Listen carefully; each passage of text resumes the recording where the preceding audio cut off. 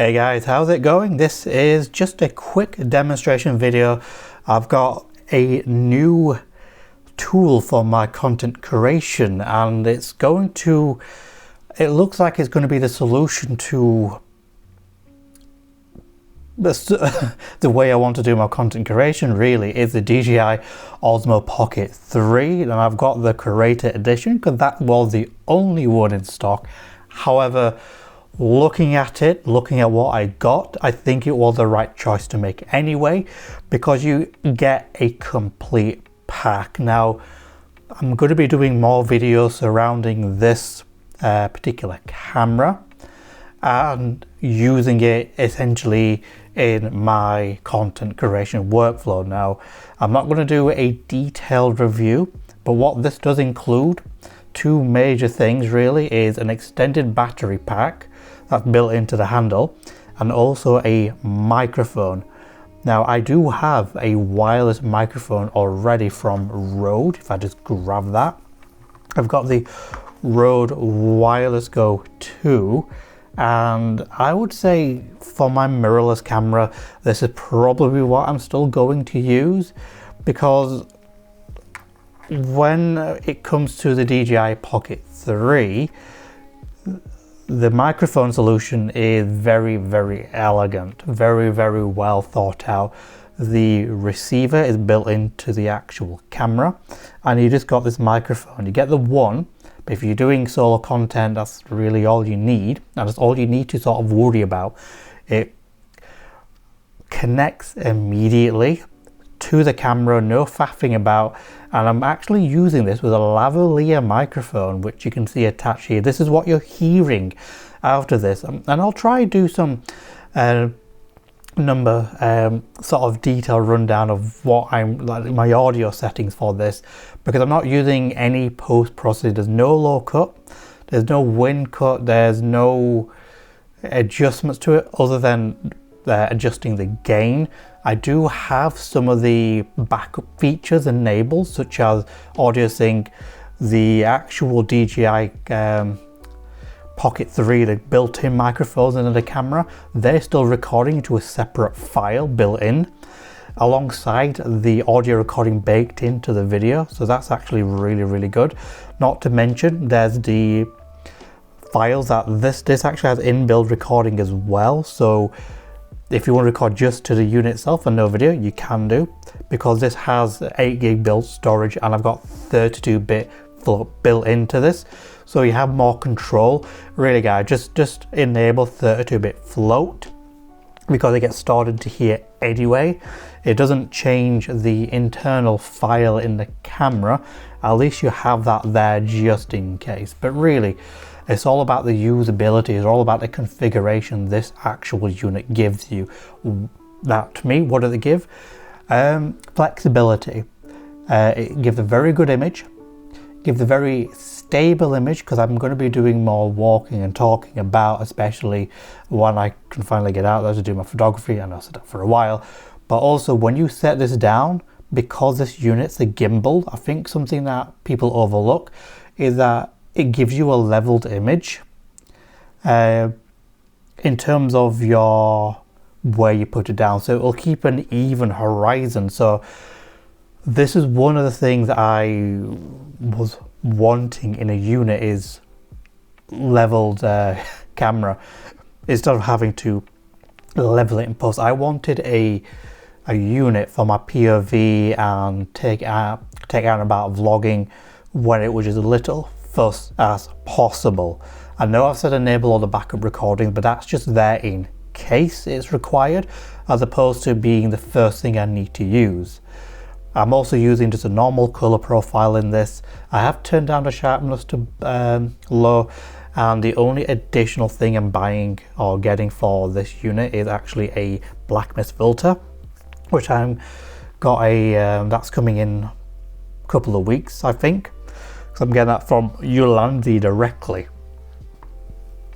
But I rather talk about talk about stuff as I'm using it, and hopefully I can dial in the settings for this. Now, one really positive about this unit as well, which, because I want to do more unboxing on my channel and videos in general, one of the really annoying things to sort of deal with is just stable footage when you're working with slow motion, especially with B-roll. So that's one of the things I want to do.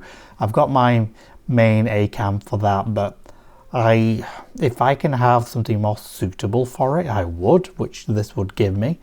Another thing I quite like for this, and I'm going to be, again, ties into my unboxing, is I think this will be the ultimate unboxing camera as well, because the fact that you don't need to have an extreme setup in order to have a top-down POV, though trying to monitor trying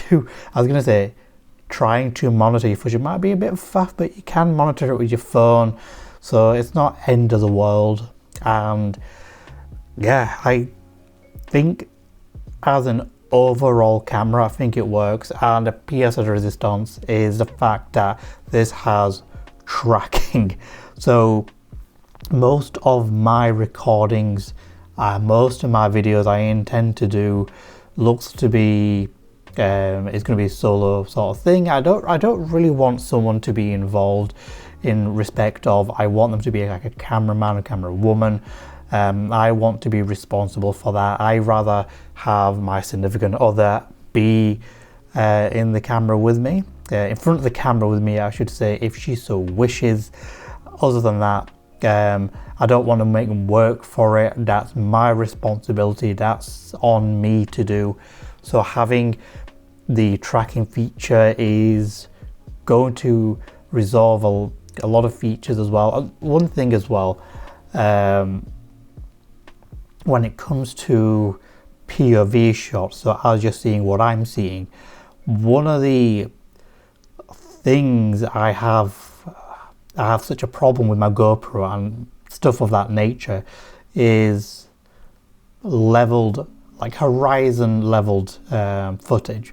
Now you can have horizon lock on GoPros, however,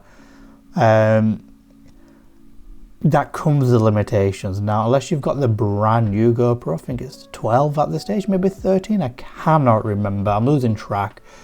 That does have 4K with horizon lock, I believe. Sorry, I believe that has a more wider horizon leveling mode compared to the version I've got, which is the GoPro 10. And if you want to have horizon lock without where the camera is in terms of no limitations, you've got to buy an additional accessory for it, the max lens mod. But this knocks down your resolution. I want to keep it 4K as much as possible because I want to marry up any of my recorded footage on the go. So if I'm using my mirrorless camera, at the very least I have 4K on that. To have 4K on this is solid. It just means that everything can go together. I don't have to faff around. And yeah, it's so far on paper it fits the bill, and with a creator package I think they've nailed.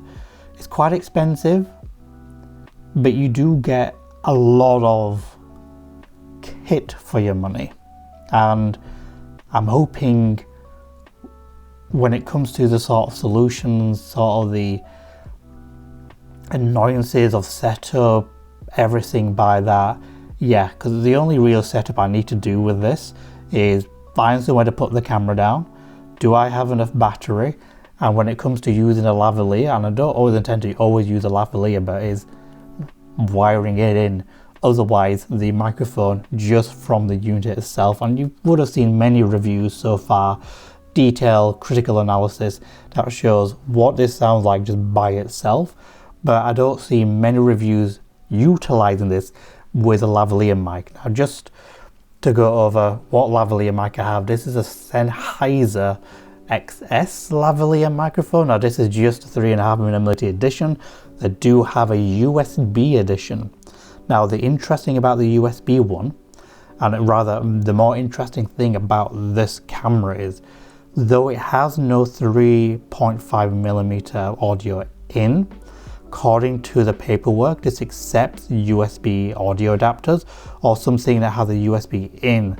So I'm assuming very strongly that, let me get it out again, with the transmitter to the Rode Wireless Go 2, if you have this already and you just got the basic pack, this can also work like a USB microphone. Like you can connect this directly to USB into a device, and it would work like it will detect it as a USB audio device. So you can circumvent the 3.5mm. So this is something I want to test to see if the DJI Pocket 3 will work with the Rode Wireless Go 2 via USB. Because if that's the case, then that means you could probably, if you really wanted to, wire in a USB microphone directly inside of this. One of the things I want to try is possibly a USB microphone. That might have some power related issues. I don't think this would power a device like that, but maybe through a hub. I wanted to experiment. I wanted to do more videos and experiment with this and see how all of this sounds. And interestingly enough, because of the portable nature of this device, I might be able to show and tell all the setup in one go. So, oh yeah, one final thing I love about this microphone.